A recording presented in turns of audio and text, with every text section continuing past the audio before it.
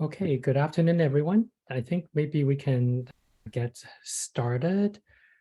And welcome everyone to the Stronger Together webinar. It's exciting to see everyone. First, I will actually invite, as I'm just admitting a couple more people in, that we would like to first invite the interpreters to see if they can just welcome everyone in their own languages. Okay, great. I think we can officially get the webinar started. I would like to thank the interpreters who will be doing a very busy job for us today and making sure that the language you need is provided. So welcome everyone to the webinar Stronger Together on this beautiful Saturday afternoon. And it's so wonderful for you to join us. As you see in the instruction screen, we will be providing it in simultaneous interpretation in 3 languages, Mandarin, Cantonese, and Korean. We will be recording the webinar as well. This is so that we can outreach to others who haven't had a chance to join or people who have signed up but couldn't join. So we'll be recording it just so that you're aware. And so feel free to keep your screen open, which may become recorded. That's part of the group discussion, or if you would like, you can also turn off your camera. But at any time during the webinar, we welcome people to interact, and you can interact by using the chat interface. So if there are comments or questions along the way, you want to feedback to the speakers, or you have questions to ask, you don't need to wait till the end. You can just type it in the chat at any given time. And I think that the speakers might try to address them as we go along, or we might try to address them towards the end when there's time for some Q&A. So I'll just begin with today's session with land acknowledgement. By the way, I have to introduce myself. I'm Kenneth Fung. I'm a psychiatrist, and I'm hosting this webinar and welcoming you all. So I'd like to begin today's activity with a land acknowledgement. With gratitude and respect, we honor and acknowledge that we're gathering on this sacred land covered by Treaty 13, signed with the Mississaugas of the Credit, and the Williams Treaties, signed with multiple Mississaugas and Chippewa bands. Toronto is located on the Dish with One Spoon territory, a treaty between the Anishinaabe, Mississaugas, and the Haudenosaunee that bounds each other to share the territory and protect the land. Subsequent Indigenous nations and newcomers were invited into this treaty in the spirit of peace, friendship, and respect to share and care for the resources on this land. We're aware of the ongoing impact of colonialism, racism, and other forms of discrimination and social injustices that disproportionately impact Indigenous peoples, as well as racialized communities here on Turtle Island. And we stand in solidarity to continue our fight against anti-Indigenous, anti-Black, anti-Asian, Islamophobia, and any other forms of racism and social oppressions, both locally and globally.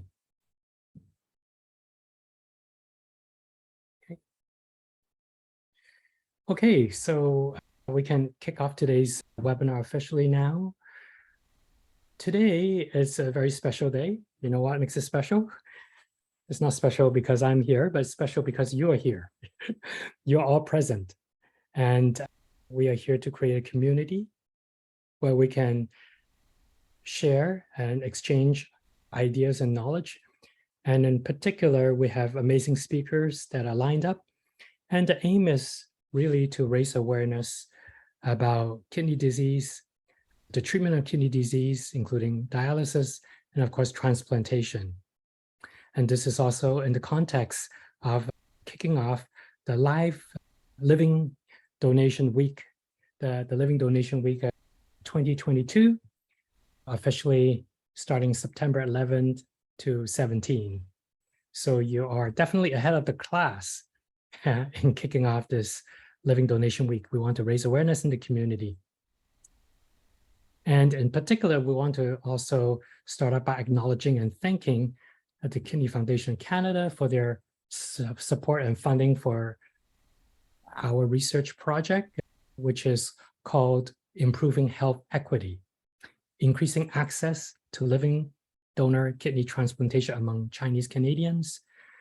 Because research has really shown that among the different ethnic groups, Asians, including the Chinese Canadians, disproportionately do not receive living donor kidney transplantation, which has an impact on health outcomes. So this is an opportunity for us to come together to promote awareness of kidney disease in general, transplantation in particular, and also my favorite topic is a psychiatrist's mental resilience as well. So we look forward to engaging you all in this dialogue, and this webinar certainly has also been informed by some of our emerging findings in this research project. And if you're interested in more events, you can follow the link on the screen, and there are more activities. As to today's particular outline, we'll begin with a talk on an overview of kidney disease treatment, including dialysis and transplantation. And then we'll have a panel of people with lived experience who has very valuable experiences to share. And we'll be engaging in a dialogue. And then we'll cap off today with the topic of mental resilience in the face of adversities, including chronic illness as well. Okay, so again, at this point, we just want to remind everyone that at any time, if you have any questions, comments, if you want to say, great job, Kenneth, you can feel free to put in the chat your comments so that we know you're here, you're listening. If you have any questions, feel free to put down. It won't disrupt us because you can just type in the chat and we'll try to address your questions throughout. So I would like to begin, perhaps we can begin by introducing our first speaker. This amazing speaker is actually one of my classmates from medical school. We know way back when. And actually before med school, I know him in undergrad university. And before that, even in high school. And throughout my knowledge of him, he's one of the most brilliant men I've ever come across. So he's always like at the top of the class. We're always catching up to Chris. When we need answers, we ask Chris, hey, how did you solve this and that problem? So it's no wonder that right now he's the director of the Division of Nephrology at UHN. He's a professor of medicine at the University of Toronto, and he's really one of the world-leading experts in kidney diseases, and especially the treatment of kidney disease with dialysis, and in particular, home dialysis, kind of defining what it is, doing lots of research and promoting it, as his career has really awesomely blossomed. And we just found out today he has a gift of talking to the public. He's able to make kidney disease understandable to a psychiatrist. So if it's understandable to me, I'm sure that he's going to help you understand everything you need to know about how to have healthy kidneys. So without further ado, I'll turn it over to Chris, Dr. Chris Chan. Thank you, Kenneth. It's a pleasure to be here. It's also my gratitude towards the organizing committee for allowing me to contribute to this important webinar today. Really, the star of today, and many, many thanks, really should go to the organizing committee, as well as the panelists, including Mr. Poi, Senator Poi, as well as Ms. King, who really are the true experts of the kidney journey. My task today really has to do with an overview, what everyone ought to know or should know about kidney disease, the treatment, and also what about transplantation. For those of you who just joined, and I noticed that there are more and more participants coming into the webinar, we are doing this particular webinar with simultaneous translation. You can pick your language in the bottom toolbar and pick either Mandarin, Cantonese, and Korean, and everyone's welcome. So why are the kidneys so important? As depicted on the picture here, the kidneys are located in the middle of the body. And to be very blunt, the kidney is really the cleaning machinery of the entire body. It takes in more than 1/5 of all the blood that is being pumped from the heart to the rest of the body. It removes the waste from the blood, and then it allows the excretion of the waste product into the urine, and so that our cells in the body will become always well balanced. Inside each of the kidney, there are about 1 million of these filtering units, and the technical name of these units is called a nephron. The nephron is responsible for filtering your blood, for making sure that your water and salt are balanced.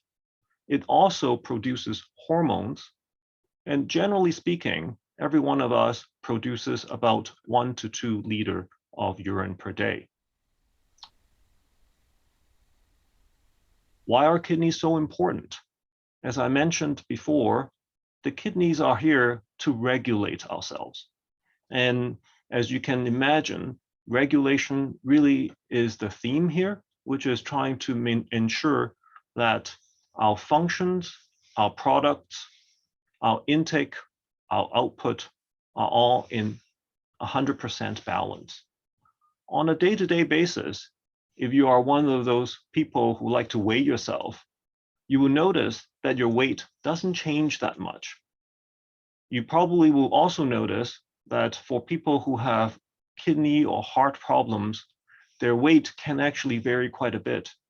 That has to do with the fact that the kidneys are probably not having 100% function, and therefore accumulation of salt, accumulation of water happens, and your weight therefore becomes harder to regulate. In order for the kidneys to work well, the kidney has to receive blood flow from the heart. Generally speaking, we receive over 100 mils of blood every minute by the kidney. In doing so, the kidney will then filter this blood, and it will allow what needs to actually be retained in the blood to be kept in. And these usually are the essential salts, also making sure that proteins are not being leaked out into the urine. Importantly, it also excrete or push into the urine some of the waste product that ought to come out. It is also importantly regulate the acid base, or if you like, the amount of acid in your blood and also the amount of base in your blood. In order to keep our acid-base balance to be always normal. It may be a surprise to some of you that the kidneys also produces hormones. In fact, it produces a hormone called EPO, EPO, and this particular hormone makes or tells the bone marrow to make red blood cells. Furthermore, the kidneys also actually activate a particular vitamin that's really important for all of us, and this is vitamin D. And vitamin D helps us to actually absorb the calcium that we take in from our food, and also helps us regulate the amount of phosphorus, which is another source of minerals that we usually get from our foods. In doing so, this actually helps us maintain very good bone health.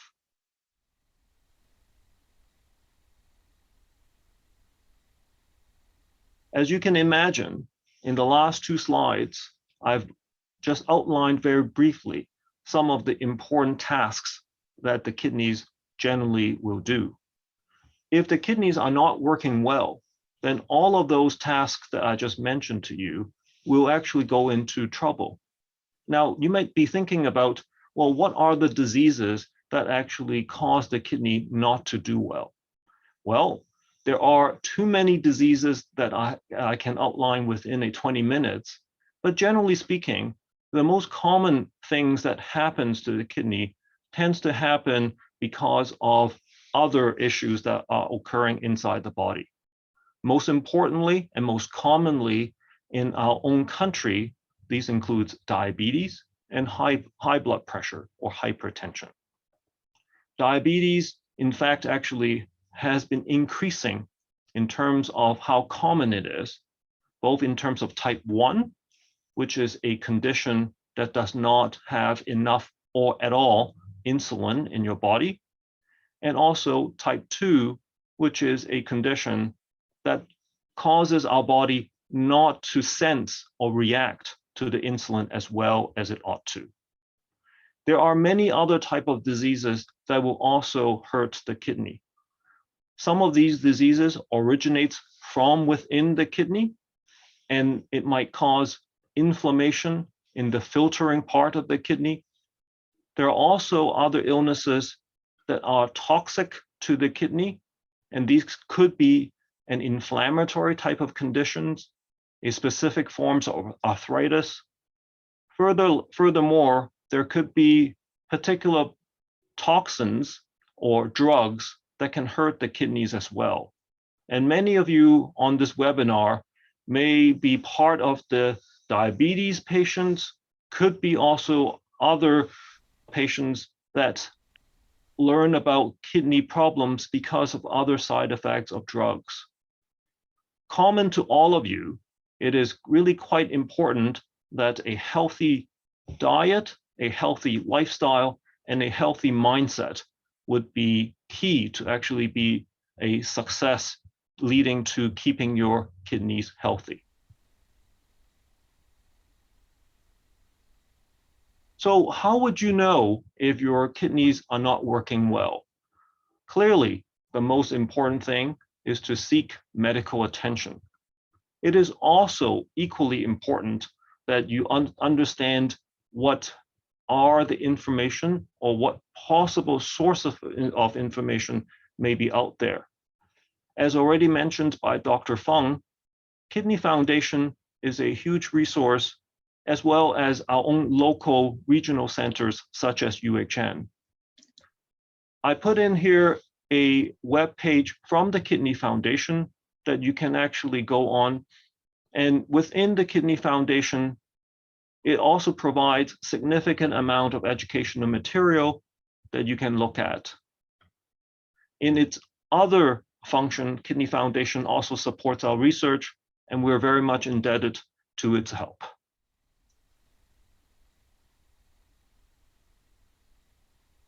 So how would you know if your kidneys are not working well?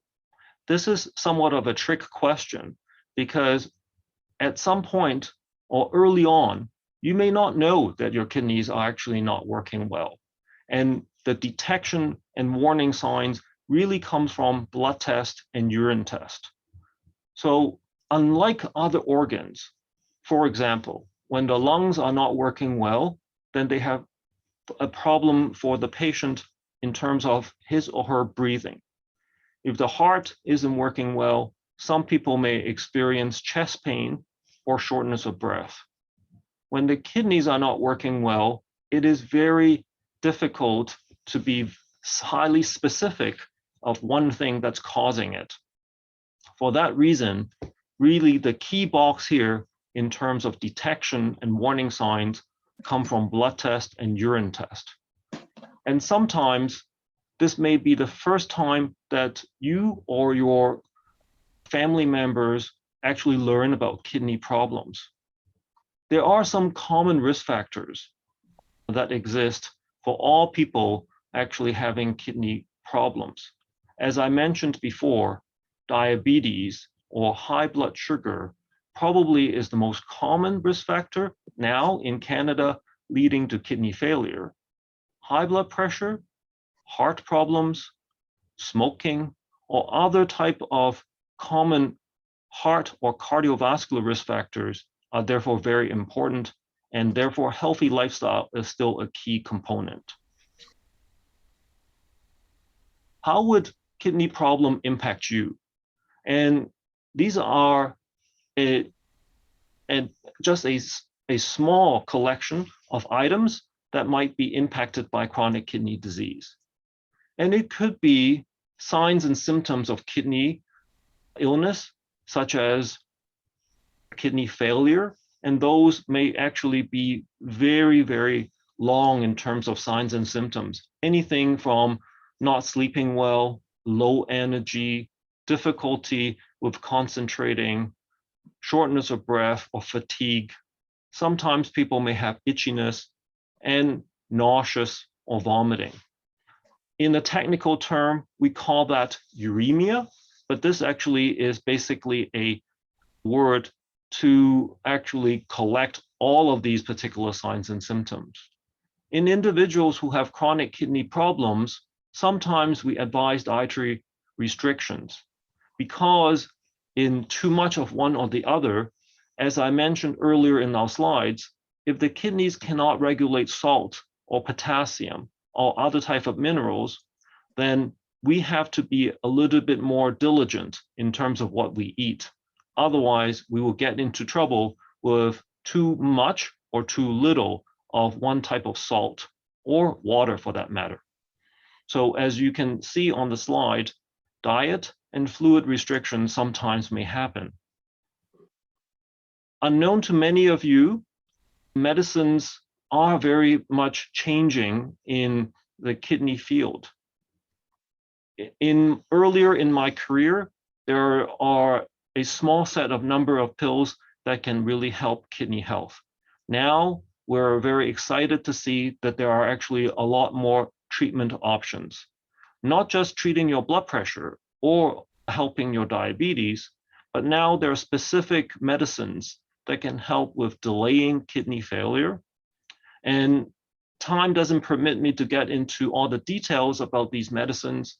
Very, very clearly, this is going to be a discussion between you and your healthcare providers so that you understand what is possible. In those individuals who are unfortunately getting more advanced kidney failure, then we often will talk to them early on about technology and also consideration of how to replace kidney function. And the options are transplantation and also dialysis. So chronic kidney disease and dialysis and transplantations are all ways to maintain or replace kidney function. I should mention to everyone that all forms of dialysis as well as transplantation provide a safe and effective way of dealing with this chronic illness. It might be a surprise to you that dialysis, in fact, is the only technology for chronic illness or chronic failure in an organ that is still a sustainable, safe, and an ambulatory way of providing care. Rarely, there might be medical reasons why someone can or cannot do a particular form of dialysis or transplantation. Overall, people who are doing dialysis in the home are feeling better in terms of their quality of life. And also, transplantation really is the gold standard of replacing a kidney.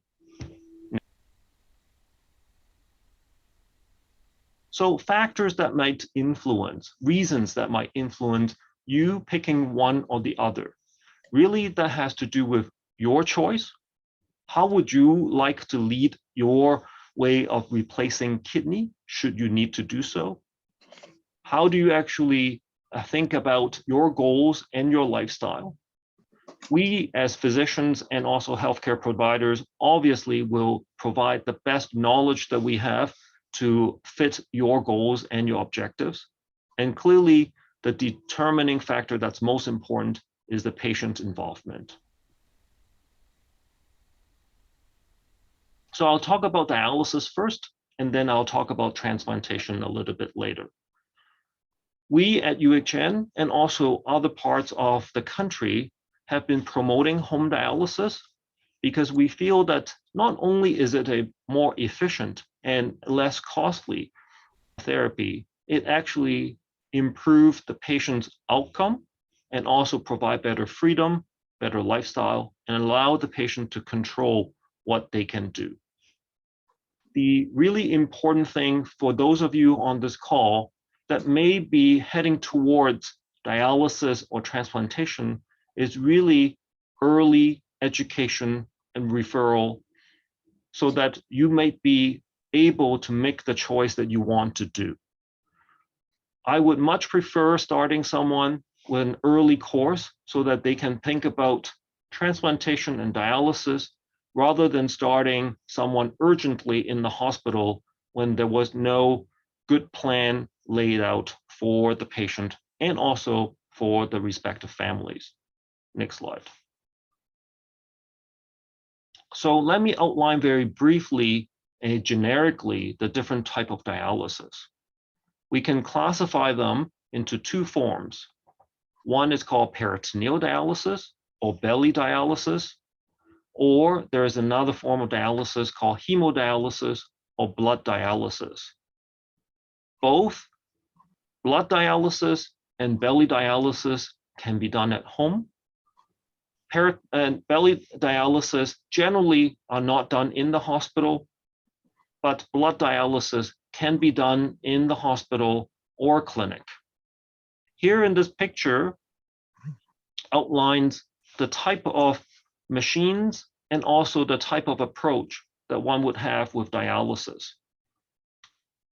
On your right, peritoneal dialysis or belly dialysis entails an insertion of a tube in your belly and allowing clean fluid into the belly to sit there. Toxins and waste product in your blood then goes into this solution. The dirty solution after a few hours is then drained from the same tube. And this procedure happens every day, a few hours each time. Generally speaking, there will be about 4 to 5 of these type of exchanges that will happen in an individual with belly dialysis. In terms of blood dialysis, we use a machine, which is called a hemodialysis machine, and we will need to take or get access to your circulation, your bloodstream. Generally speaking, we would take your blood, go through a filter, such as the one that's shown on top of the hemodialysis machine. The blood is then filtered. The filtered blood can get entered back into the circulation. And this process generally takes about 4 hours in the hospital, 3 times a week. And then we and others have also shown that by doing dialysis more frequently and gently, it allows better outcomes and also allows better freedom to do it at home. More topics about dialysis. As I mentioned earlier during my talk, the kidneys actually are responsible for many things. One of the things that the kidney is responsible for is blood production. Blood production has to do with the fact that people or the kidney actually makes a hormone called EPO. And if the EPO level is low, there are going to be occurrences of low blood count, or known as anemia. As a result, we now provide this type of injection for people who have advanced kidney problems, both before dialysis or on dialysis. Some of you may also ask about other problems such as fatigue or energy or even poor sleep. There has been some association with low blood count and fatigue. And in some other cases, kidney failure itself, because of buildup of toxins, can impact on sleep. Otherwise, fluid buildup can also impact on the breathing that can cause poor sleep as well. And in some studies, sleep can be improved after initiation of these type of dialysis therapy that I just mentioned, and or after transplantation. Now, other topics that are important is how to gain access to your bloodstream. In the middle of this slide, you will notice that there are 3 different bulletins. One is called a central venous catheter, which is in the bottom of the slide. This is kind of like a spaghetti that we have to insert into your bloodstream. This tube then allows us to have access of your blood, and the dirty blood, if you like, because there's toxins inside the blood, gets filtered, and the clean blood returns back into your bloodstream. There's advantages and disadvantages for having this type of catheter or tube inside your body, because this is a foreign material, and sometimes it can clot, and sometimes it can get infected. A different type of process may then be a better option for those who opt in for that option, and this includes something called an AV fistula or an AV graft. An AV fistula is basically a surgery where the surgeon connects the ends of a vein and an artery, and that allows us to get access to your bloodstream. And once again, the dirty blood goes to the filter, and the filtered clean blood returns back to the body. In some individuals, that type of surgery is not possible, and we put a bridge or a detour to actually put the artery and the vein together, so it acts as a bridge for us. Finally, I'll just mention that there are other things that are important for the body in people who have kidney problems, and that's bone health. And because of that, we would provide you vitamin D, and also we now learned that exercise and activity is just as equally important for people who have chronic kidney disease. Let's talk about transplant. Transplant is the gold standard of kidney replacement. Having said that, it may be a surprise to some of you that transplant does not replace 100% of what your kidney can do. In fact, none of the options that I just outlined does that. It is an option, but it right now is the best option for those who can actually get access to transplantation, which underlines why today's webinar is so important. On the picture here, you can see that there is a new kidney that's being surgically put in and hooked up to both the bloodstream as well as to the bladder. This type of surgery has now really revolutionized and also improved health of thousands of people in our country and also in the world globally. In order to actually do that, each person or each patient must go through a workup to make sure that the surgery overall can be undertaken, or the person can actually go through this surgery, because we don't want to do harm at any point at all. There are 2 ways to actually receive a transplant. Either a kidney transplant that is donated by someone that is living, or from a donor that has passed on. In order to do a kidney transplant from a living donor, clearly the education and the process that allows a donor to come forward, and the donor will also need to go through a workup to ensure that there's no harm for the person going through the transplant surgery or donating a kidney, is very important. We don't have all the time today to go through all the nuances by me, but fortunately, we have our panelists that can describe the journey today to everyone on the webinar. I think it's also important that we have now expanded our different type of kidney transplant options. There are ways that we can actually pair different type of kidney donors and kidney recipients, because not everybody is a match. And we are now able to expand our catchment so that more people can actually get donation and recipients together in the right match. But why do we need to match kidneys? Well, because the kidneys may, after all, are not made to actually be in your body in the first place. It is a foreign body, and therefore your own immune system actually senses that and thinks that it is a foreign material and will try to actually defend your body. And this process is called rejection. And for that reason, everyone that actually takes on a transplant will need to take medicines to try to soften or dampen this process called rejection. So rejection happens in people who have a foreign body or a foreign organ. Signs of rejection for a kidney include a decrease in urine output, some swelling, such as ankle swelling. It's also possible that you can have pain in the area.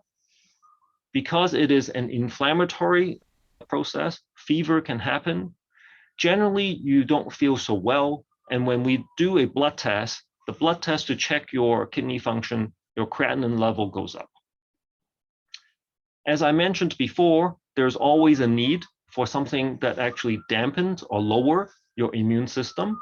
And these are called immunosuppressants. In doing so, it helps you to actually have your body's tolerance to actually have a foreign organ. But unfortunately, it also carries its own side effects. This is a table. It doesn't have to be in detail. The point of this table is just to illustrate that there are different types of immunosuppressant medicines that is on the top line. And also each one of these immunosuppressant medicines have a different type of side effects. Some are more pronounced, some are less pronounced. Some of you may be taking a few of these medicines. Some of you may be taking more, such as 3 or even 4 of these medicines, depending on the stage of your kidney transplant, how early or late you are in this entire journey. So the question that comes to, which treatment is best for you? And there isn't one simple answer for everybody, because your health situation may be different. You may have only learned that you have kidney failure and you didn't have any potential education to find out what are the options. There are some of you on the call that might already know about transplant, may have had a transplant before. And sometimes you also will know or find out that not everything lasts forever. In fact, most kidney patients tend to have a combination of these strategies. Some people may start off with dialysis and will move to a different form of dialysis and then go to have a kidney transplant. So it is not a one-size-fits-all. It really has to do with the right option at the right time for you. So how do we decide? Well, I think it really has to do with what are your goals and how do we fit your goals. And there are different tools and different resource material that can help you to actually make that decision. Once again, I referenced the Kidney Foundation website to actually allow you to have one of these type of toolkits to think about what's important for you. What do you want to accomplish in your career, in your life, with your family? How much independence are you seeking for? And what can we help with? So in summary, in my last 20 minutes or so, I hope that I have illustrated to you the fact that chronic kidney disease is relatively common, or maybe more common than you think. There are options for everybody with chronic kidney disease. And in people who have advanced chronic kidney disease, they might need dialysis and transplant. And some individuals may even opt in for not having either of those. This is not a one-size-fits-all question. At the end, it depends on what are your goals. So with that, I'm going to stop and thank once again the organizing committee for this opportunity to contribute today. And now it's really the star of today's webinar, chance to interact with our panelists.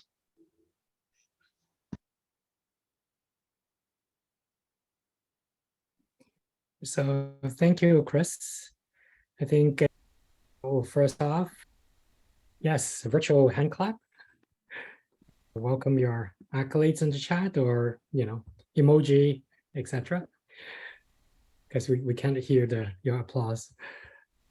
So why don't we invite Chris and Justin to begin this part of the portion of a chat about it.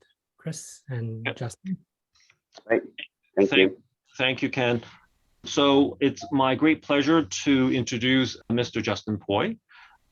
And I've had the privilege and the pleasure to work with Justin for some years now through his kidney journey. So let me first maybe give the opportunity for Justin to introduce yourself to the group, and then we can start with our chat. Sure. Thanks, Chris. Yeah, I've been a kidney patient for most of my life. I'm 53.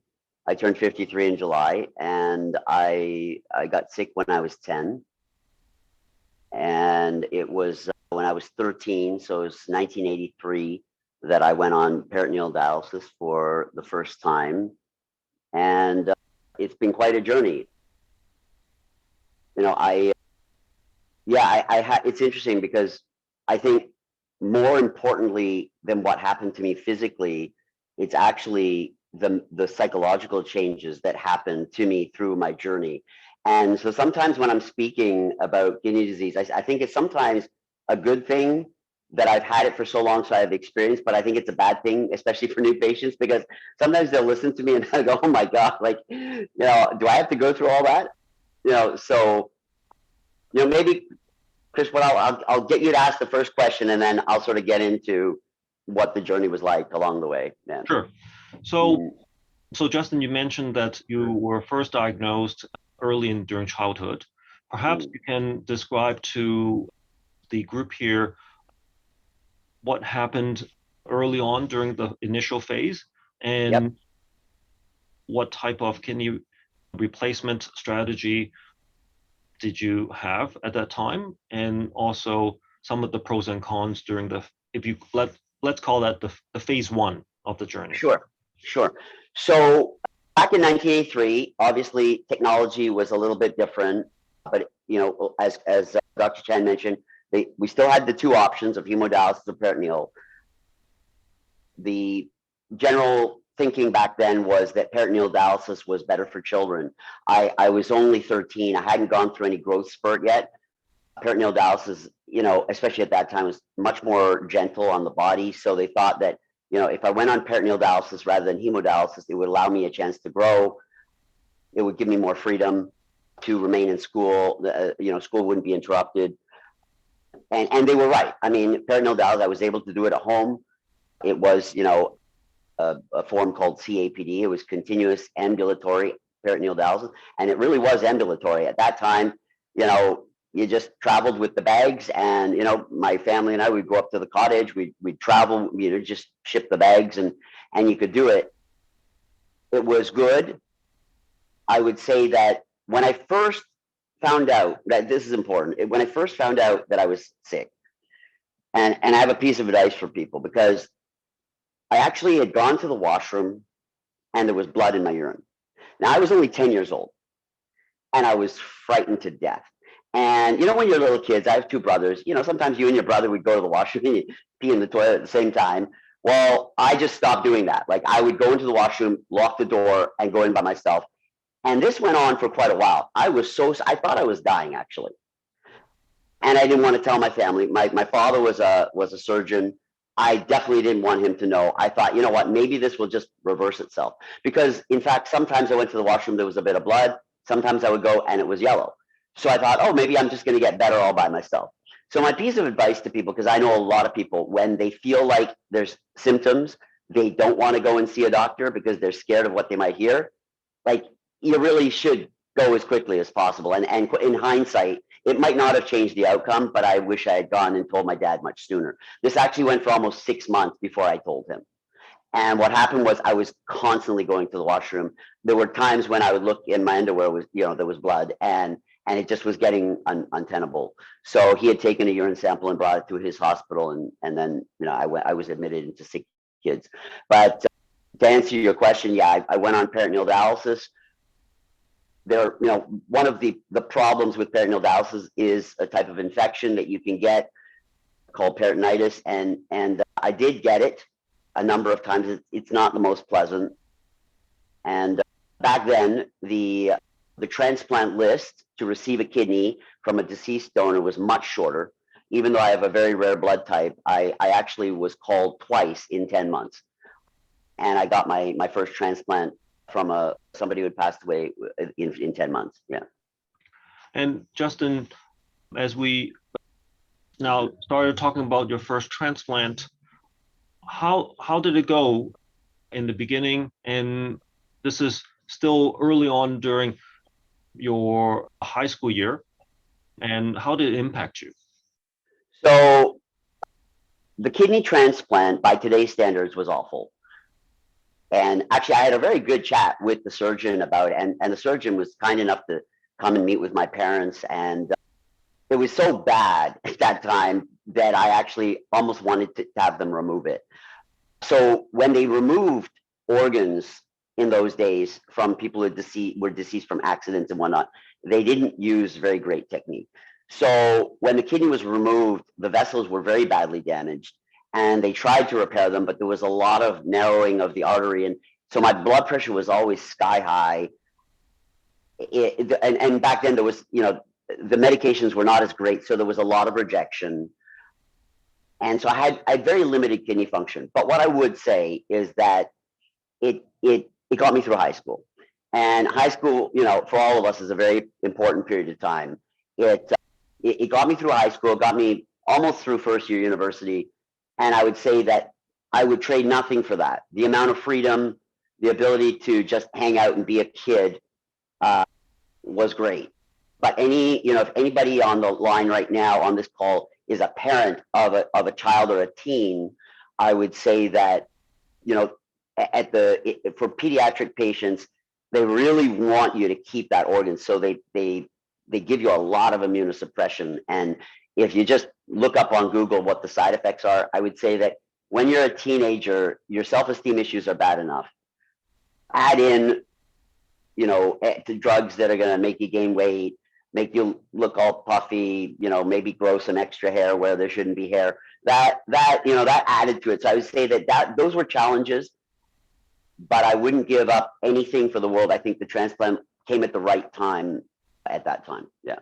Right.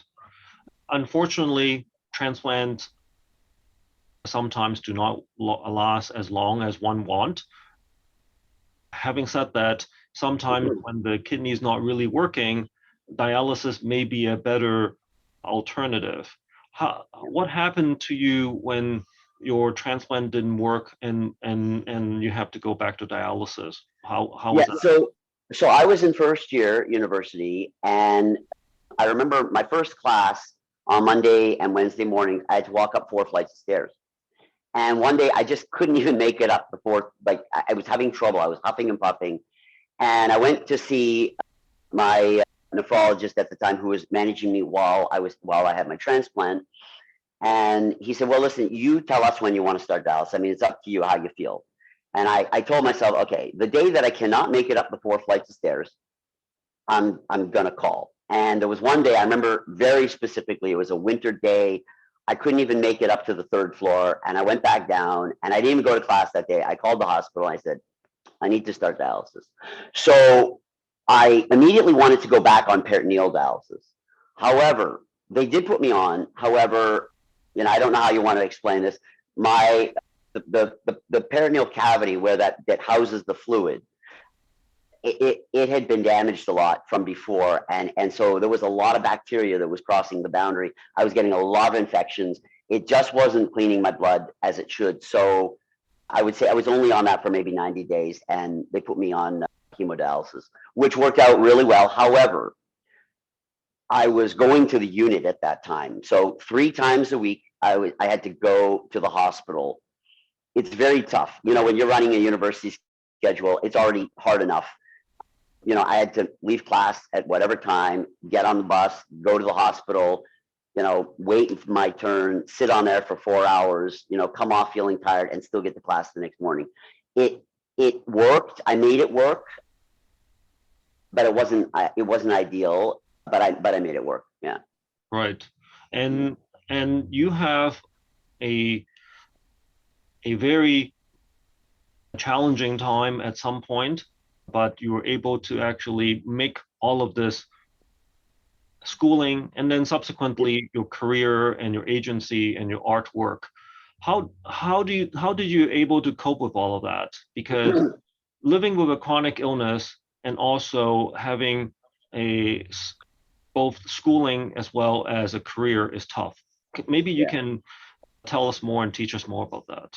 So I would say that surviving a long journey like this has the physical aspect of surviving your physical body. I would say that the mental strength and your mental strategy is 50% of surviving it.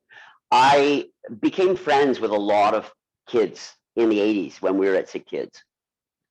I'm pretty much one of the only surviving ones, actually. One of my good friends just passed away about 6 months ago. His mom called me.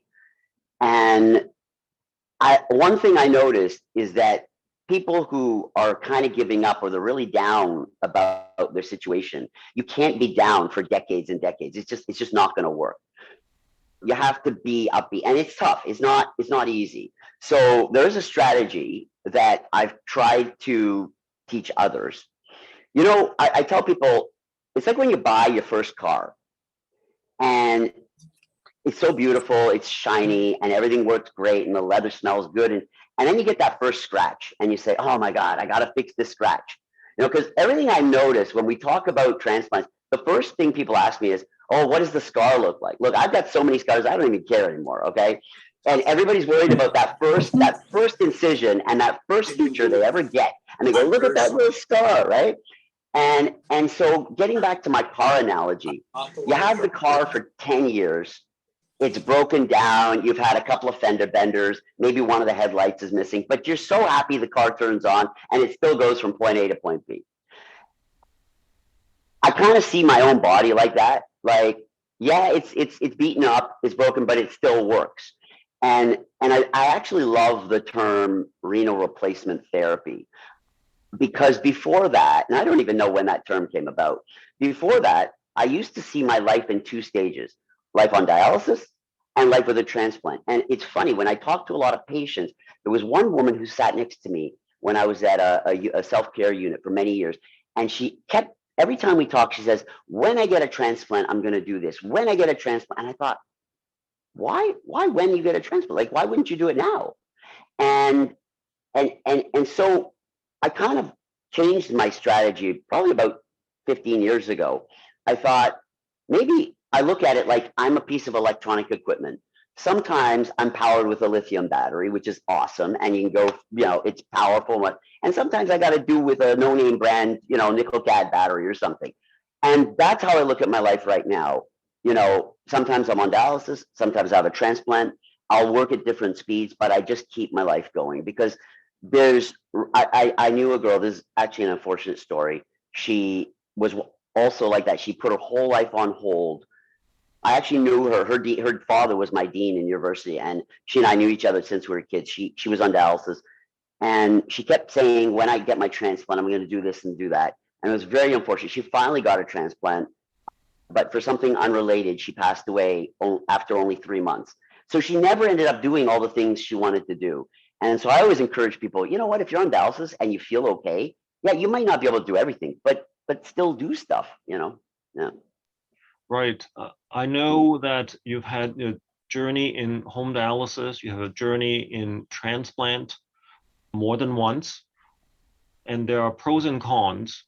And your illustration of your mental resilience and your behavior is always been an aspiration and a admiration for me. And maybe you can share with the group some of your high times and some of your lowest time and how you actually fought through all of that. Yeah. So I think, well, first of all, getting a call for a transplant is, you know, normally when you go in a hospital and surgery, there's nothing happy about that. But the only time you see people like smile from ear to ear is when they go in and they're about to have surgery for a transplant. It's like one of the happiest surgeries possible. And when you wake up and somebody looks over and they pick up the bag and show you the urine you just produced, it's like, oh my God, this is wonderful. Nothing compares. I can't even describe that feeling. That's an amazing feeling. And you know, receiving my last transplant from my mother, that was the only time I've had 3 transplants. The first 2 were from deceased donors. It's very different when you receive it from a living donor, because this is somebody who's actually put themselves in harm's way for you. Psychologically, it's a very different process. But I would say that it actually makes, you know, we every year, you know, we have a dinner, we celebrate that anniversary. It's like that's a whole separate journey. Everybody would have their own journey on that, but that I would say is probably one of the happiest moments. And I have, you know, I have kids, and being able to, you know, when I was on dialysis, we did travel, but I always had to travel with my parents, you know, so when I was on dialysis, you know, somebody could look after them. I think, you know, when I first got my last transplant, I mean, they were young teens, and we took a road trip, and we just traveled like crazy. In the first year, we went overboard, but it was awesome. Those were the best times. I wasn't going to waste a single second. In fact, I just hated having to go to sleep. I just thought sleep is a complete waste of time. You know, I just want to get on with life. And when you're having a good time, time goes very, very quickly. But I would have to say that when it comes to low periods, okay, so what I've noticed is that my lowest periods have all been how I mentally interpret it. So when I was losing a transplant and I knew I was going to go back on dialysis, the whole aura of life, just everything felt so depressing and so yuck. I just felt like, because I put this mental limit, like, oh, I'm going back on dialysis, so I can't do this, I can't do this, I can't do this. But I have to say that, so, you know, disclosing my situation right now, I had a transplant in 2008, and just prior to COVID, the transplant from my mother, unfortunately, you know, stopped working, and so I had to be transitioned back onto dialysis. You know, the last 2.5 years, I had COVID, isolation, going on dialysis, losing a transplant, challenges with my company. These last 2 years should be considered awful, depressing, horrible years. But I was just saying to my wife the other day, I said, actually, these haven't been really that bad. They've been really good, actually. Like, if this is what bad is, I can't wait till the good stuff happens. You know, it's actually not been bad at all. And I realized that most of it, I would say 99% of it, has been how I mentally perceive it. Dialysis, you know, as you know, I do a home dialysis in the evening. So I hook up to the machine when I'm about to go to bed, and I dialyze overnight. I wake up, I come off. Yes, it's a lot of work, and you don't feel great in the morning. But you know what? I just look at it like, I just tell myself it's like going to the gym. When I have a doctor's appointment, and you know, at the beginning I had a lot of appointments, I book it into my calendar the same way I would book a business meeting. And I would just say, that's a meeting, like I'm just not available. And so, and the other mental technique I use is that if I don't have control over the situation, I do not waste any time worrying or thinking about it. I will think about my health condition when I'm in the hospital at an appointment or whatnot. But the moment I walk out of the hospital, it's back to my life, back to business, and I don't think about it. There's not really anything I can do about it anyway. And so that's typically how I've managed it. It doesn't work for everybody. It definitely works for me. And I always urge people to try and manage it that way, because some people, there have been a lot of people that I've met through the Kidney Foundation and through my time when I was on the board at Trillium Gift of Life, and they've asked me, like, how do you do it? And I tell them my technique. It works for some people, and for some people it doesn't. Yeah. So I think this is a chat that, Justin, you and I have known each other for so long, we can go on forever. But this is perhaps a very important transition point also, as you brought up the point about your latest transplant. So I'm going to pass the podium back to Dr. Fung to maybe have a chat with Senator Poi about the transplant, the most recent one, and the perspective from the donor as well. So Kenneth. Great. Yeah, thank you. Thank you, Chris, and thank you, Justin, for that. And it will lead smoothly to perhaps a chat and dialogue with Vivienne. Welcome, Vivienne. It's so great of you to join us and joining us in this very important dialogue and discussion. So first off, you've heard Justin's story. You've also lived through it as mom. Perhaps I wonder if you can just share first, what is it like to be the mom, to be the caregiver of Justin throughout his whole life, and since he was a kid with the illness, and yeah, how does it feel to be a caregiver of someone with liver illness? Thank you for your question, Ken. First of all, I want to mention to Chris, I am no longer a senator. So please call me Vivienne. We don't have a title, and I'm not formal. So everybody calls me Vivienne. And I got a question from Dr. Weldon Liu, who is from my same high school in Hong Kong. Please, everybody calls me Vivienne. Okay? Now I can talk about being the caregiver, being a mother of someone who has kidney failure. As Justin mentioned earlier, he was only 10 at the time. And he is one of our three sons. He's the middle one. So, you know, I'm one of those mothers, I'm a hands-on mother.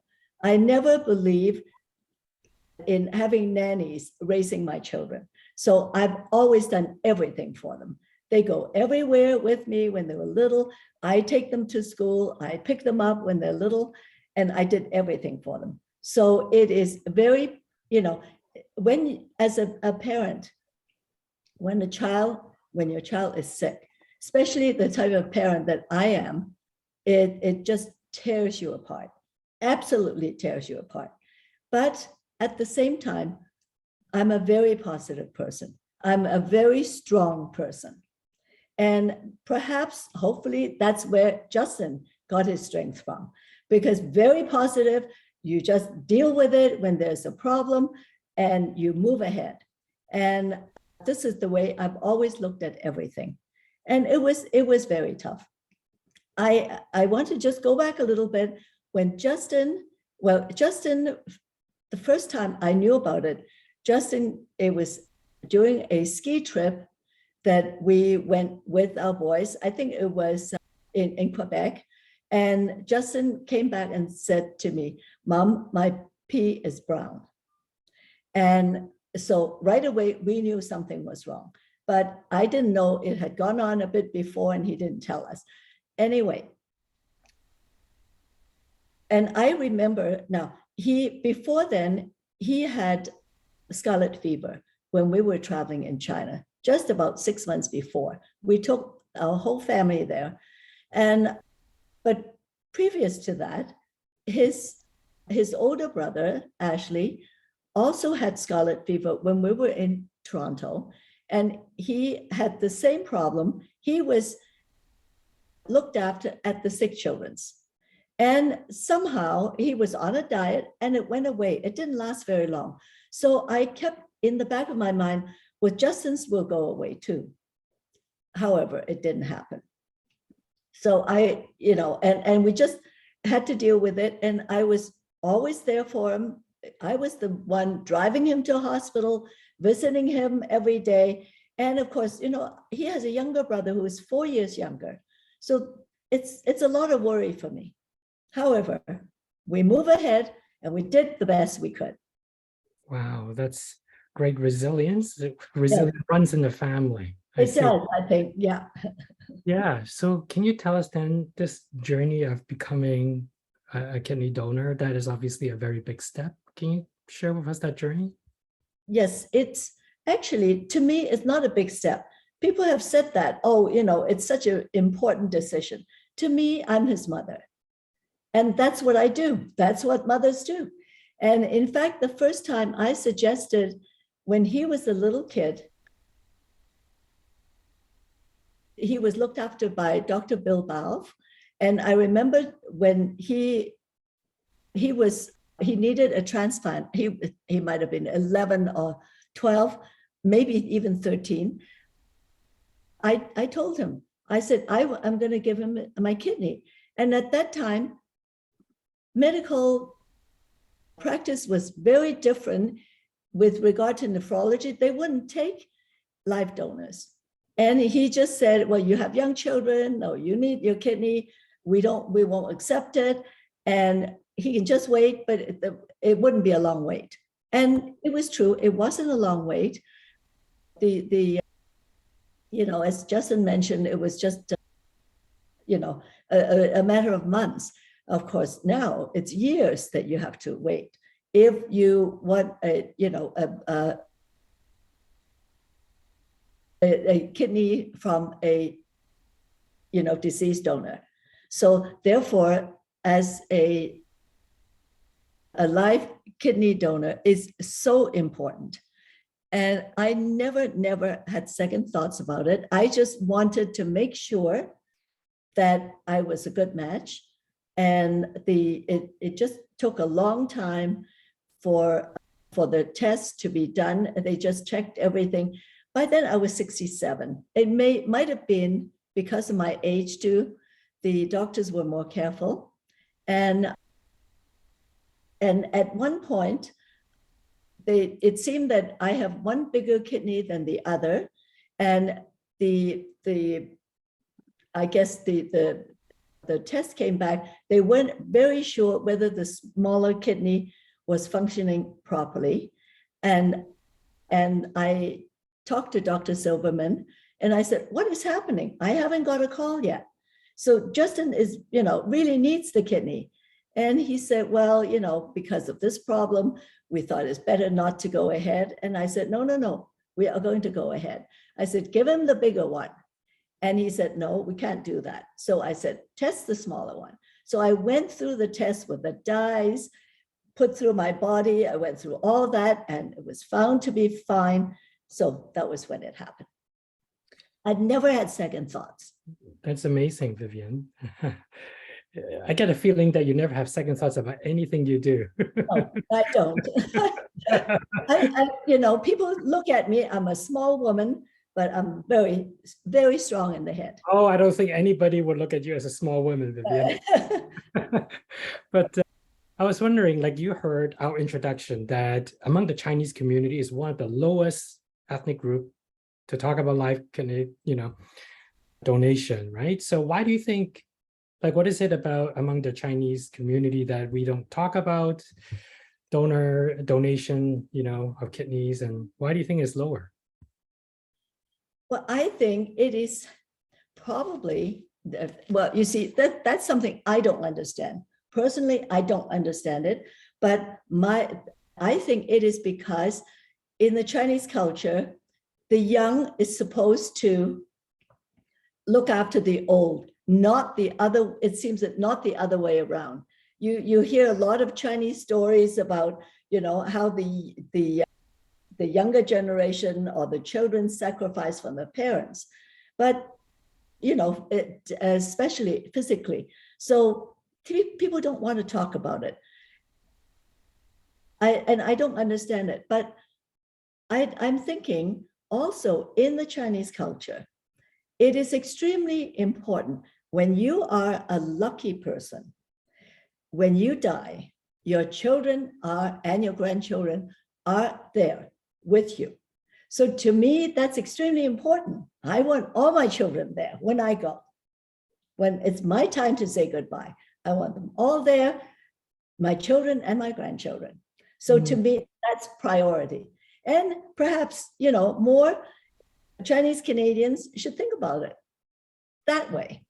Make sure that they are in good health and they should survive. That's very inspirational. I think it really reaches out to more people, giving that message of taking care of each other, taking care of the younger generation. Yes, it is very, very important. I think this message is both ways too, because Justin talked about it. I think as a son, to receive a big gift from parents is also a big consideration. And so it's promoting this dialogue, right? Yes. That's important. Well, thank you so much, Vivienne. And at any point, so certainly if you have more to add, do you have any other messages for participants here as well? Yes, just a few words. I don't think that people should be afraid of donating a kidney or, in fact, as a live donor of any kind, because you are tested.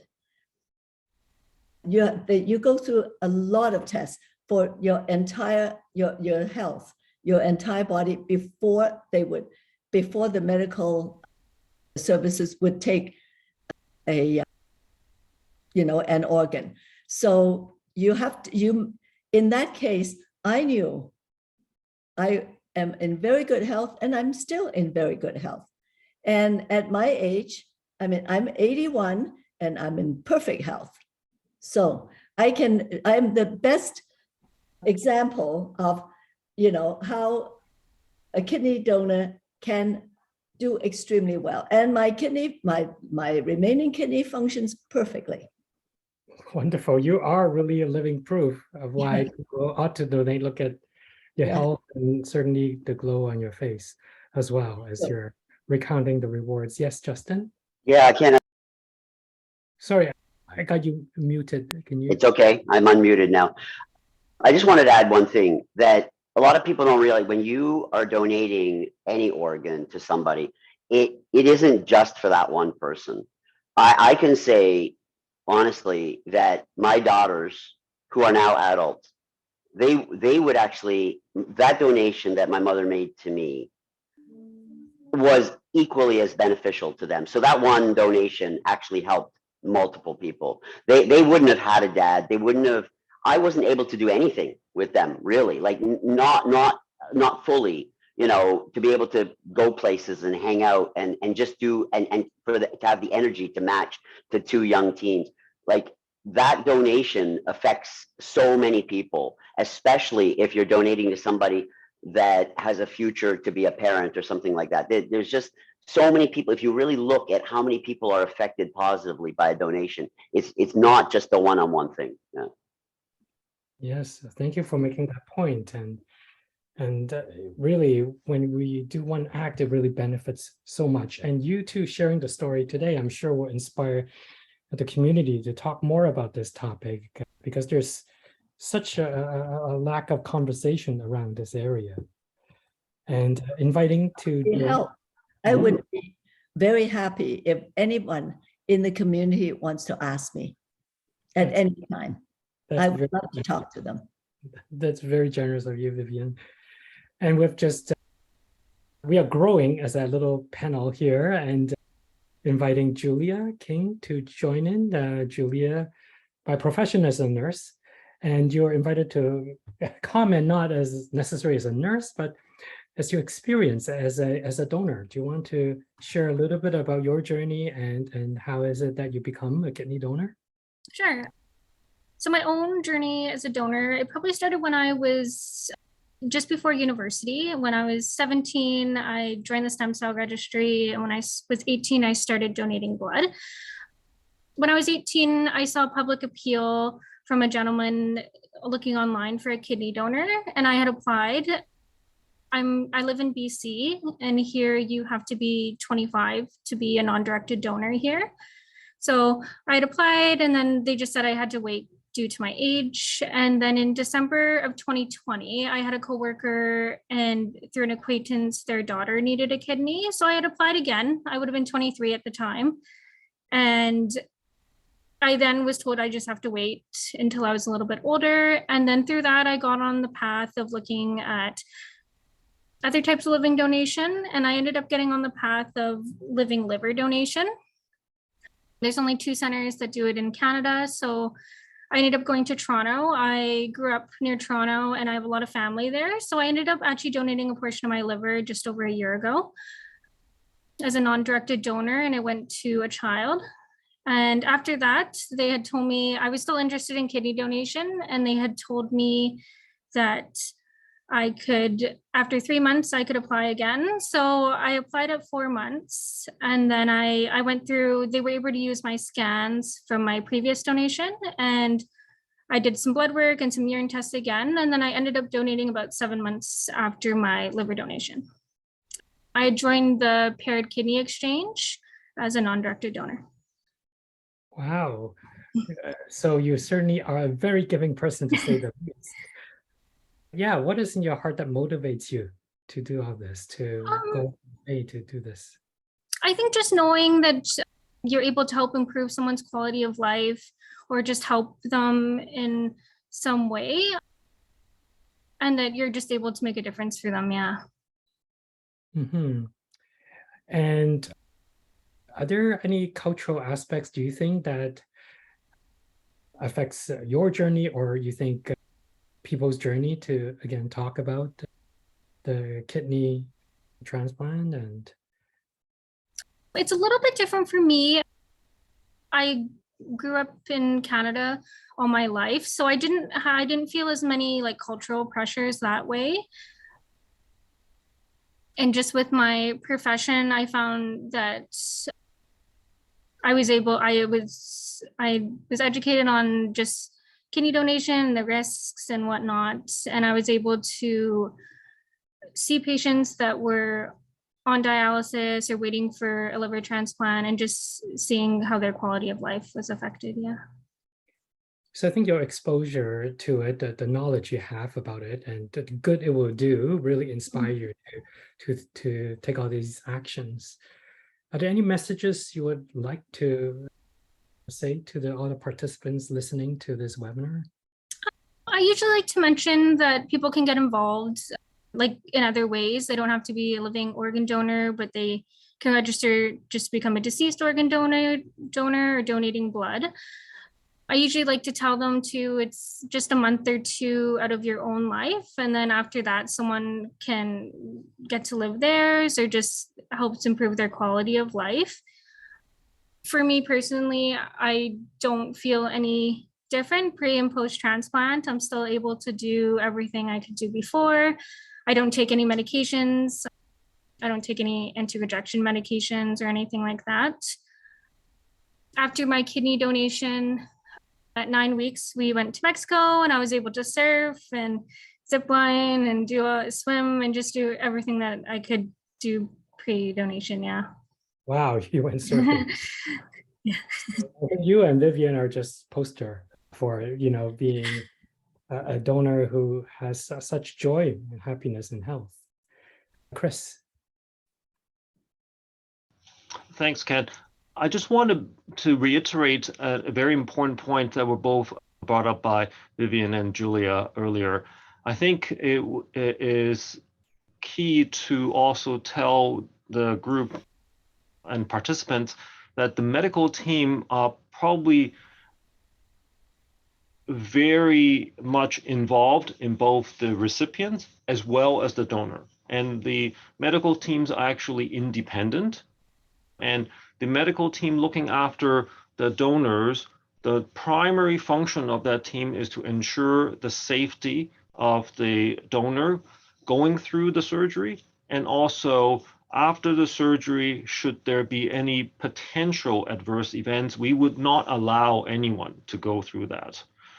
Oftentimes, people like to ask about the recovery period. We have two donors here. Maybe we can ask you how the recovery went after surgery. Would you like me to Sure. speak first? Okay. It wasn't very long. If I remember correctly, I was in the hospital 3 or 4 days. That was it. The moment I could move, I wanted to be home. And in fact, I remember the first day I was able to get out of bed. I was in a wheelchair, pushed up to the ICU to see Justin, make sure he was fine. And I saw him with his computer working. I thought, okay, Justin is fine.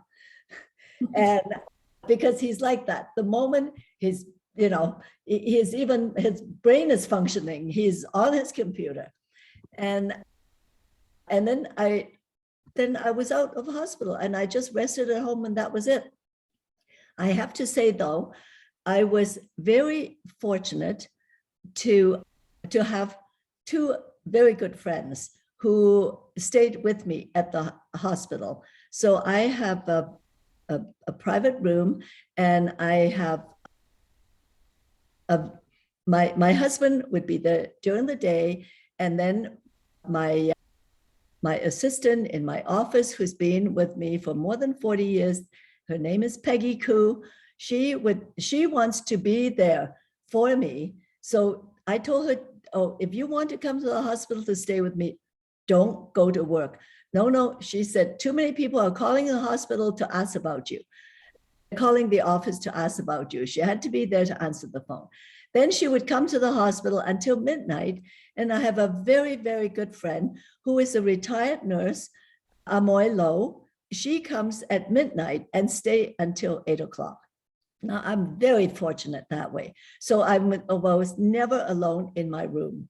And she would stay overnight with me for the few nights that I was in hospital. So I have to say, I was very fortunate. You know, I believe that when you do good things for others, others will help you. It always happened in my life. And Julia, you've had such rich experience as a two-time donor or multiple times donor. And you had both a liver donation experience as well as a kidney donation experience. Maybe you can tell the group about your recovery period, and also I'll make a comment later on about the comment that Vivienne made about the whole transplant practice and even preemptive transplant. Julia. Yeah, so my recovery, I can kind of compare it to my liver donation, but I found my kidney donation recovery is quite quick. I had a laparoscopic scar. I was able to walk right away. We walked down to the cafeteria and to the Starbucks there in Toronto. And I just had I had a lifting restriction for about 6 weeks of 10 pounds. So that was probably the only thing that made me I was kind of held back that way. But yeah, I felt really, really good post-transplant. I'd say about 3 weeks is when I started kind of running again, and I was able to do a little bit more activity. And I took 6 weeks off of work. And then, but I found it quite quick, the recovery. I did find I was fatigued for about 12 weeks. So that was a little bit longer than my liver donation, but it was good, yeah. Great. Go ahead, Vivienne. Add a few words. Yep. I was glad that when the hospital called me down for the surgery, it happened to be close to the Easter break, because I was still in the Senate at the time. So I thought, oh, great. Now I don't have to take off that much time from work.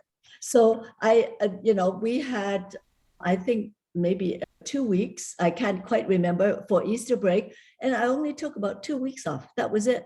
Back to work right after. Yeah. Justin. Okay. I just wanted to say one thing. I was just thinking about something you mentioned, Chris, and that is deciding when to get treatment, especially going on dialysis. So, because there might be a lot of people who have CKD and they're about to start dialysis or whatnot. I think that, and between you and I and everybody on this line, I think I waited a little too long this last time. Deciding when to, especially if you are getting sicker and sicker, deciding when to go on dialysis. I know everybody I know wants to push it as long as possible. But I would say that this time there were a number of things I wanted to do. There were some trips I wanted to take with my kids and whatnot. But I felt like this time going back on dialysis, it took me longer to feel better. In hindsight, I probably should have started a little bit earlier. You know, I think that it's always tough. There's no defining moment like you need to start right now. Like you know, if you can tolerate for some people, they can tolerate a lot of illness, right? And with kidney disease, I find that it's so gradual that you don't even notice you're getting sicker and sicker, right? But my wife was telling me I was falling asleep everywhere. There were times I was falling asleep like this, standing up, and so, but I didn't realize it, right? I think it's really important to you know, try and figure out a time that's where you're not going sort of too far. Yeah. It's not only you, to be fair. You know, almost always, in my experience, people after starting dialysis or after having a transplant, the usual comment that I get is, I didn't realize how tired I was, and then now I do.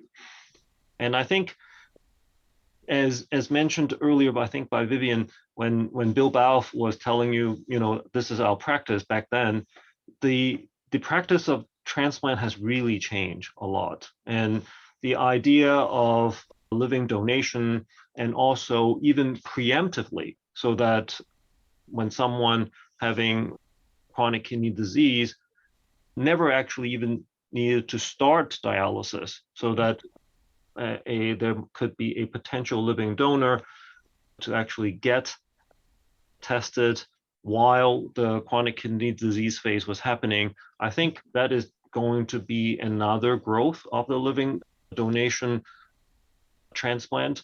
And in order for that to really happen, then the knowledge awareness, which is the root of today's webinar, is going to be key. People need to be aware that this is a possibility, and then the patient and also potential donors need to be aware that this is a possibility. It does take some time for all the workup to happen, because there are tests, there are different type of tests, and usually, unbeknownst to the different potential donors, after we do the preliminary test, there might be other things that we uncover, which then requires a second round of different tests.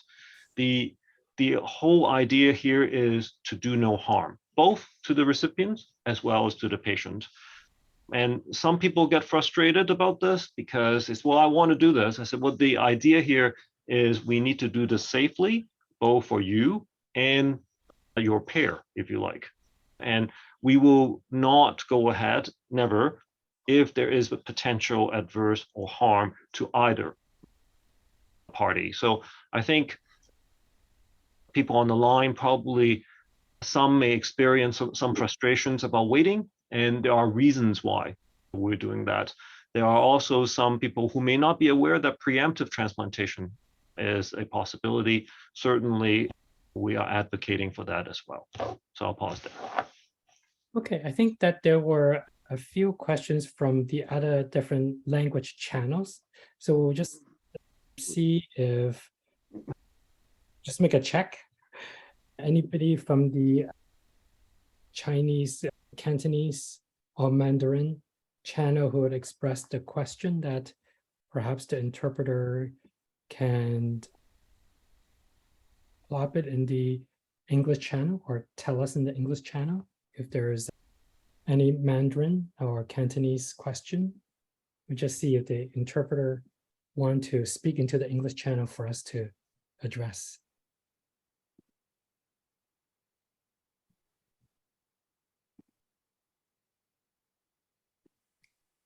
Okay, and nothing so far. Okay.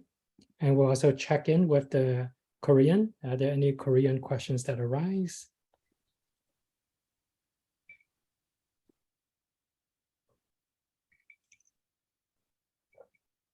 Okay.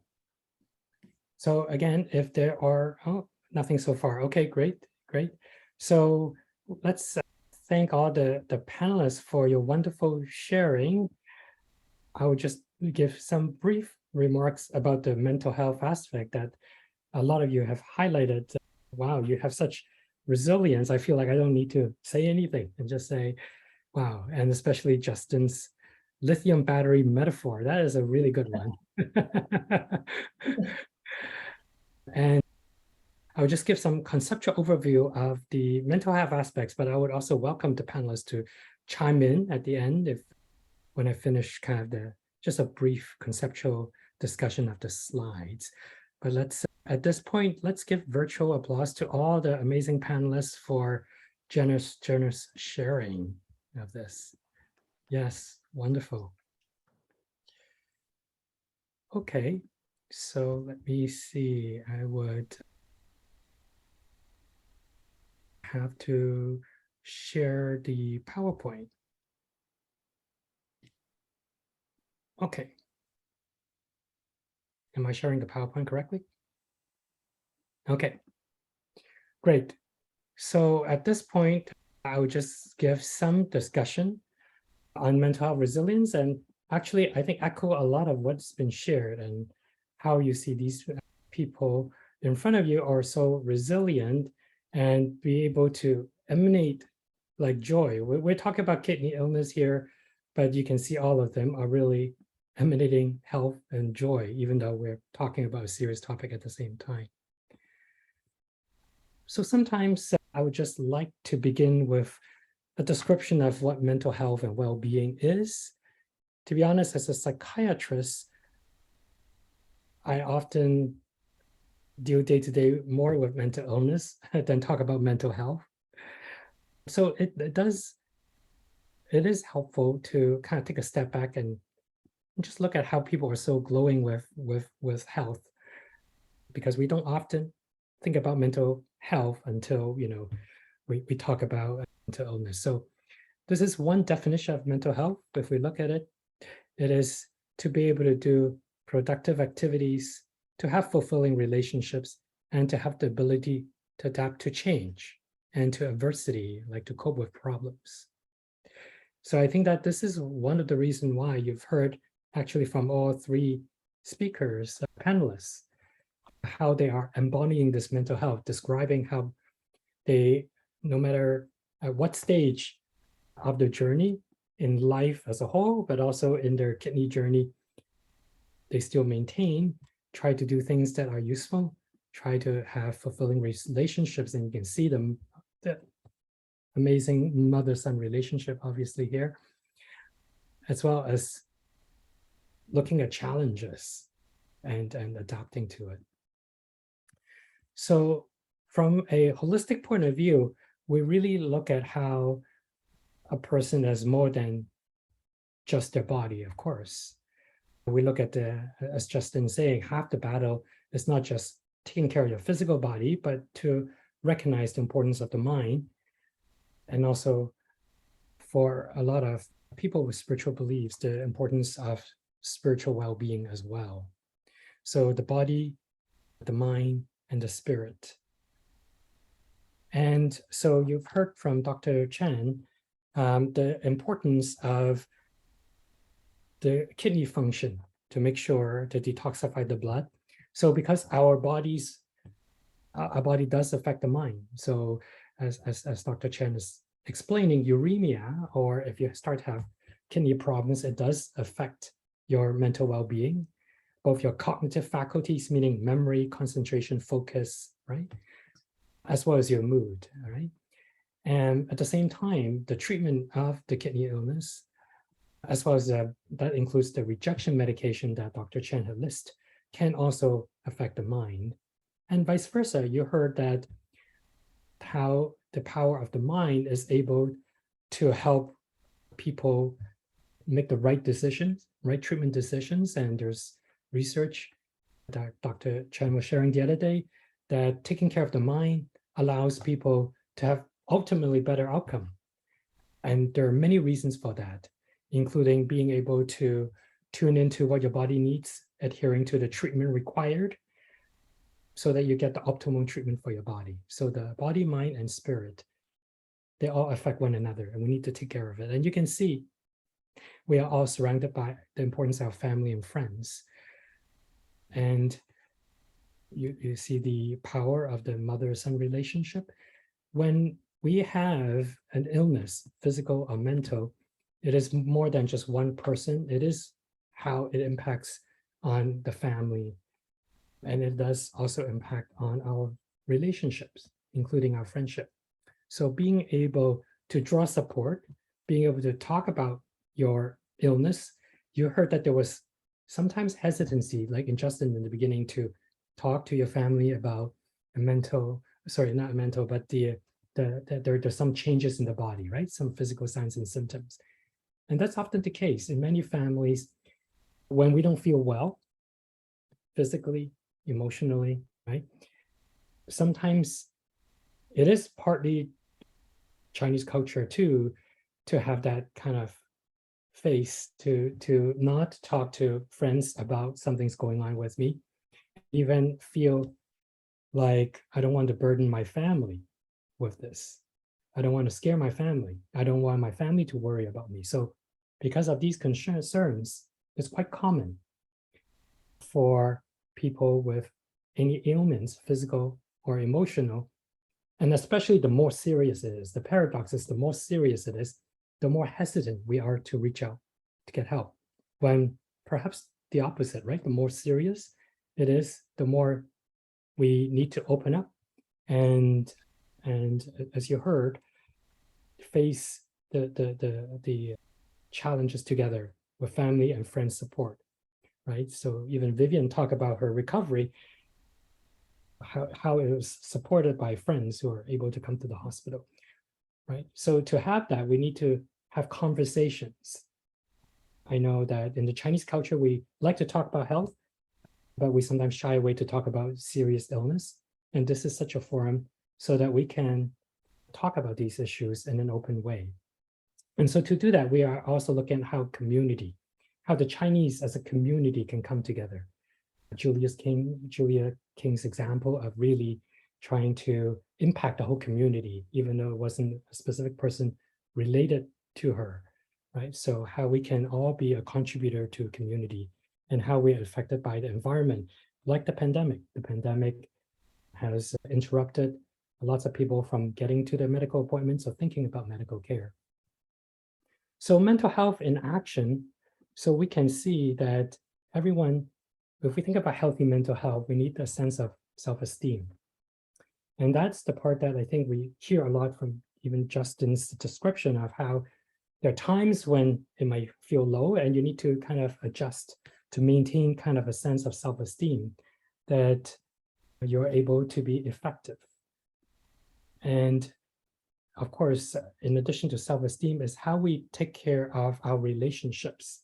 From a psychological point of view, we look at something called attachment theory of how we actually have relationships with other human beings. And attachment comes from developmentally, even when we were small, like babies or infants. You know how when you fall down and you say, "Mommy," when you cry, that's the attachment system working, right? In other words, when you feel threatened, how able are you to call for help? And so when you feel threatened, so that attachment system of how we communicate distress, how much do we trust that there are people, a family who loves us, affects that. And that communication is so key to our well-being. And of course, we live in a community and we want to feel like there's a sense of purpose and meaning. And again, Justin gave beautiful examples of himself, but also other people he knew struggling with kidney illness. How if you put your life on hold and you're waiting, it's as if you're putting all this goal, purpose, meaning, and values on hold. And that makes it harder. That makes it harder for you to move forward and just kind of abiding time, right? So how do we find purpose? How do we problem solve? And so this would determine how well we are able to have this flexibility and resilience. So what we see, what we hear from a psychological point of view, we call that flexibility, adaptability, and resilience. Again, not to shy away from sad stuff, Justin had give you a taste of it, that there are times you might feel like crap when you're sick, whether it's acute illness or chronic illness. And so if we look at stages of grief, just as an example, when you get diagnosed with an illness, when you're told maybe you need to go on dialysis, maybe you need to go on transplant, maybe these are possibilities, we can look at how when we study the stage of grief, different kinds of emotions, from denial, it's not happening, I can take care of this later, maybe it'll go away, to kind of anger, like feeling frustrated, why me? Everyone seems healthy. Nobody talks about illness. Why does it have to be me, right? And bargaining, like maybe if I pray hard enough, I'll donate like extra $100 to church this weekend, and I hope that my kidney profile improve, right? So we sometimes do that to ourselves, right? Okay, I will just eat one vegetarian meal, and maybe I will lose some weight, and maybe things will go better. Right? We say that to ourselves. I'll cut out even coffee, like I'll cut out the second cup. And then we can go through depression, like, oh, nothing works, right? And especially when we have a setback, when things don't go as well as we hoped.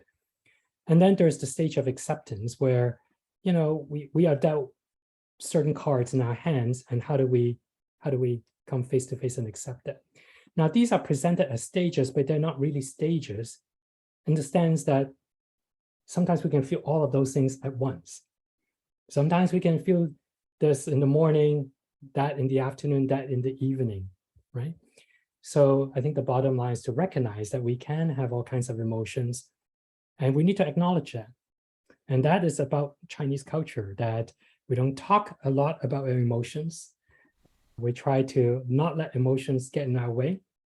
But at the same time, I think it's part of mental health care to recognize that we do have emotions, especially when then we talk about the importance of allowing family members to have emotions. So if one person has complex emotions, and you tell your mom, you tell your dad, you tell your grandparents, you tell your kids, you can imagine people are coping in different ways.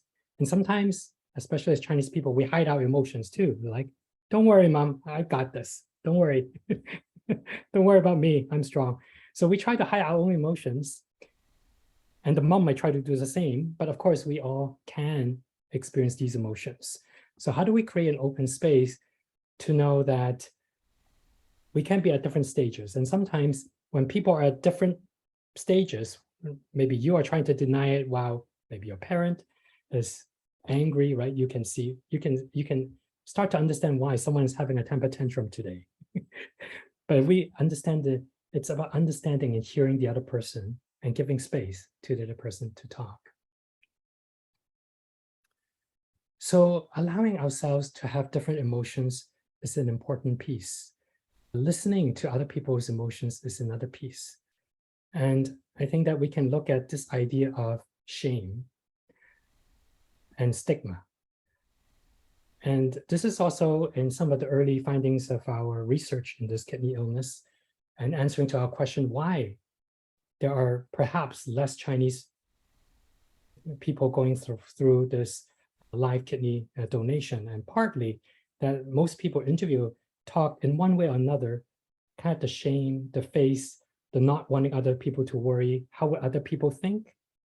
I go to play mahjong every Sunday. Am I really going to let other people know that I have a kidney illness? Or is this something that I don't need to mention? So that's why the importance today that you hear people who are brave enough to share the actual experience.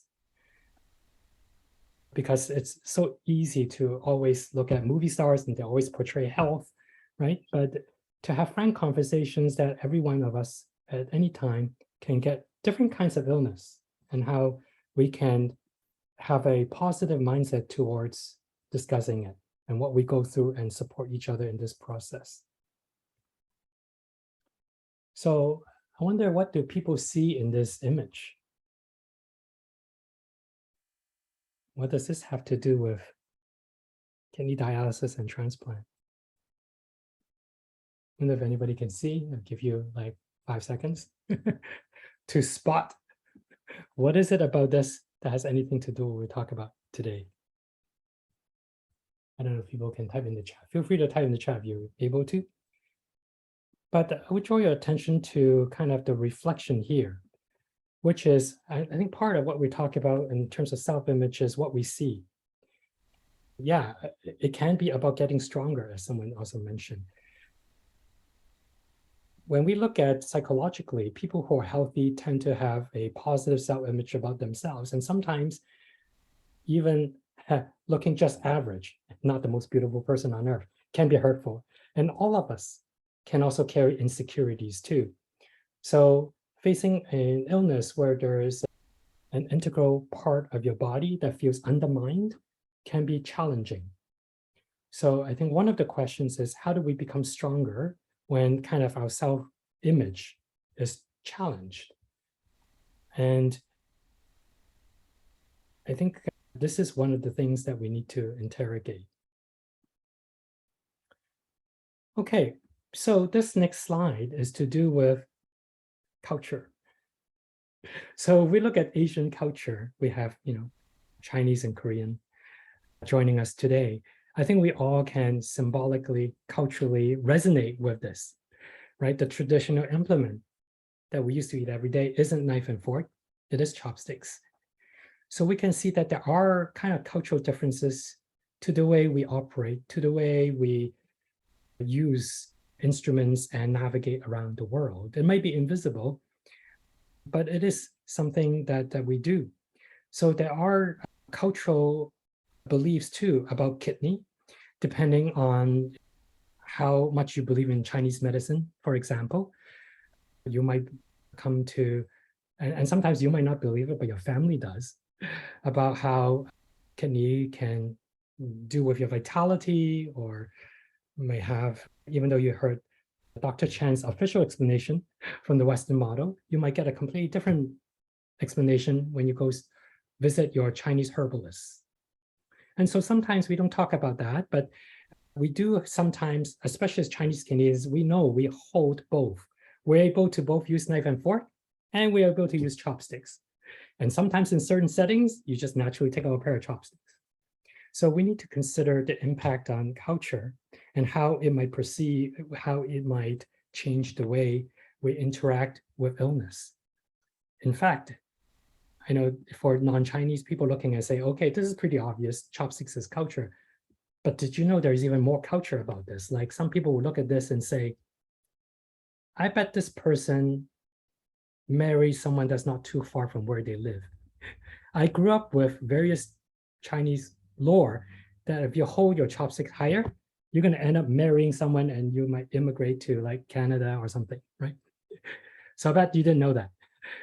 But the fact is that there are many different cultural stories that we tell. Some of it is based on traditions and some of it's based on folklore. But all of this may influence just how willing we are to even talk about donations or consider it. I talked to one person who says, oh, I'm not going to listen to, illness on a Saturday afternoon, blah, blah, blah, right? So it depends on how these cultural influences what we do.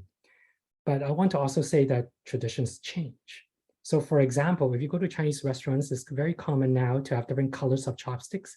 And now we know what that means. That's not part of ancient Chinese traditional culture to color code chopsticks. But now we have serving chopsticks versus personal chopsticks, right? So you can see that there is cultural evolution of what we do. So I think the message is, let's acknowledge that at the back of our minds, Chinese culture can influence us.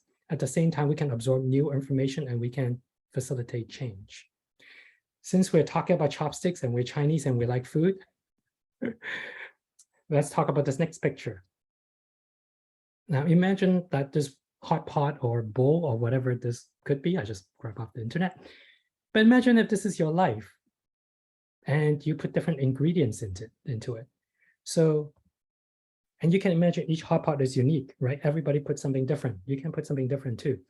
So if this is your life, you can ask yourself, what is important about your life? What would you like to put into this bowl?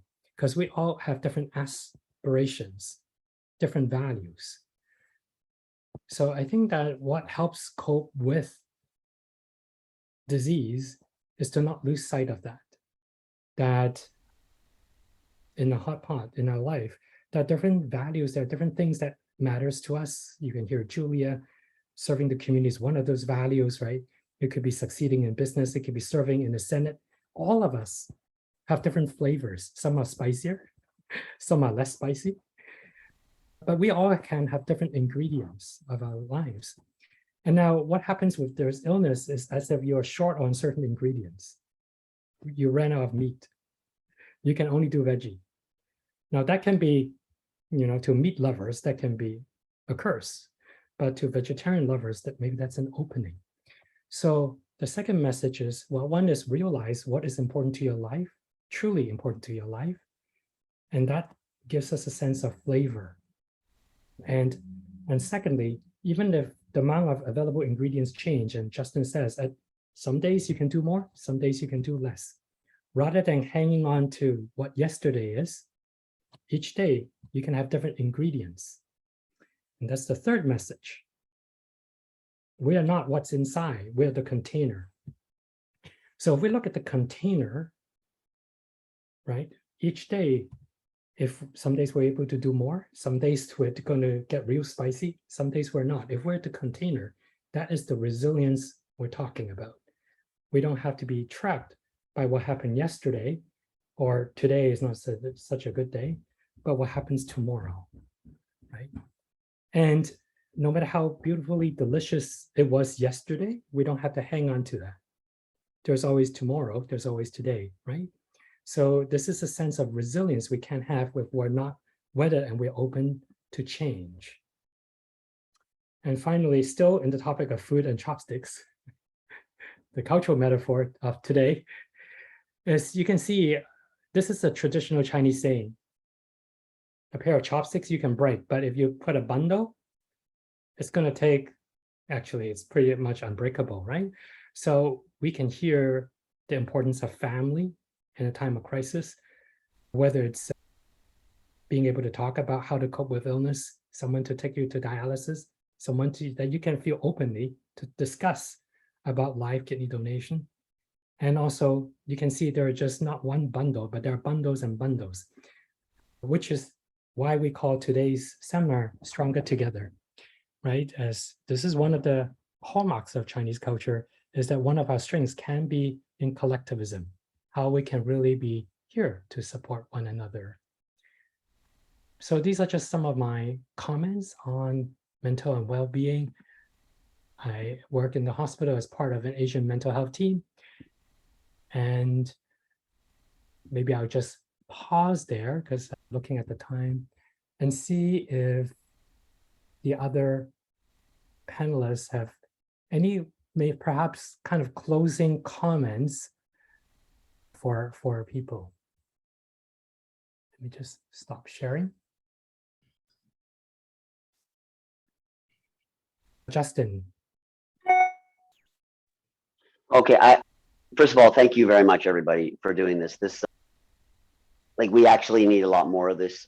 I was on the board for like 6 years at Trillium Gift of Life, and for a gazillion years with the Kidney Foundation. And, we've always tackled this issue of getting the Chinese community to talk more about everything. I mean, even, doing my work with the United Way, I mean, every kind of issue, it's tough to get Asians to open up, even amongst themselves. The one thing I did want to say is that a lot of people that I know, and probably too, their first exposure to, and for some reason, I guess, kidney disease is pretty prolific. So they hear about kidney transplants. Their first exposure is usually from pop culture. Either they're watching TV or they see an article in People magazine, Selena Gomez gets a transplant from her friend. And it seems like the way they portray it, because of the way news cycles are, once the news story's over, it's done. So you get the impression that you get a transplant, done, rest of your life is awesome. It's, I think, Dr. Chan made it pretty clear that this is depending on your age, this is going to be a pretty long haul. So get ready for like a marathon and think of it that way instead of, because after 3 transplants, and it's interesting, Dr. Fung, the way you talk about those stages of grief, I would say the first transplant that I lost, I did actually go through all those stages.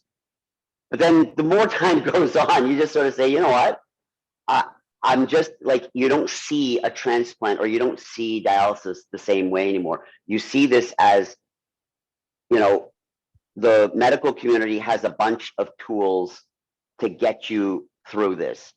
And there will be one that will suit that particular moment in time.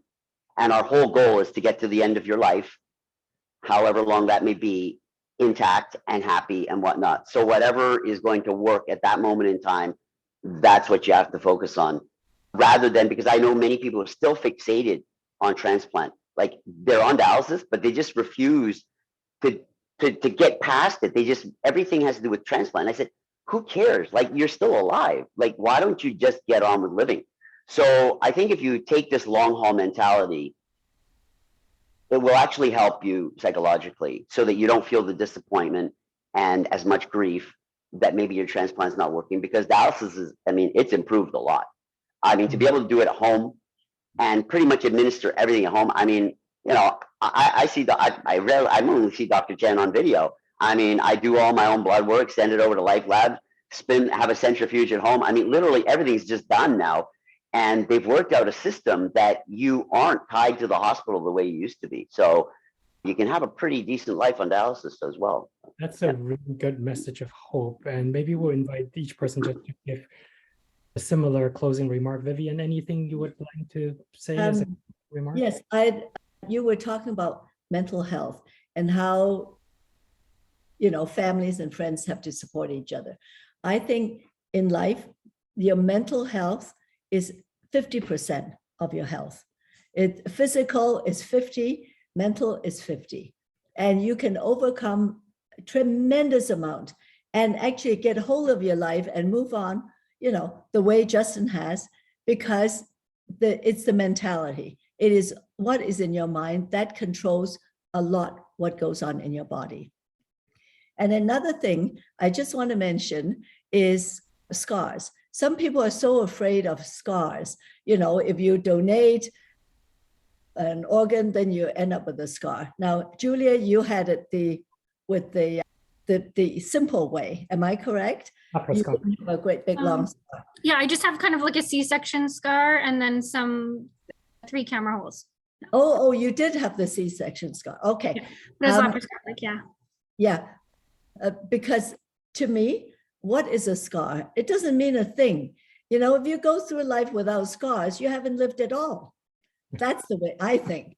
Things happen in life, and you haven't had any experience. You might as well be put in a little bottle, and you haven't done a thing in your life. So it's not a big thing having a scar. And you don't think about it; it goes away, out of your mind. Thank you. I think that's going to be a quote of the day. If you don't have a scar, you haven't lived. Okay, Julia. Yeah. Julia. Oh, I just want to thank Justin and Vivienne. I find sometimes as a non-directed donor, when we get to hear stories of the recipient and how they felt of when they got the call or when they had their transplant, it's really nice to hear, because sometimes I don't get to see it just personally, but I get to hear stories, which is really nice. Yeah. But lovely meeting you, Julia. Yeah, you too.